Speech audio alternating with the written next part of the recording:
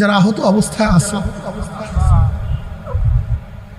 আল্লাহ পাক পরিপূর্ণ শেফায়ে কামেলা আজল নসিব। দেখার মতো না, দেখার মতো।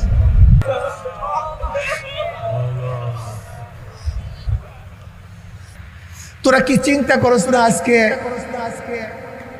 কতগুলি শিশু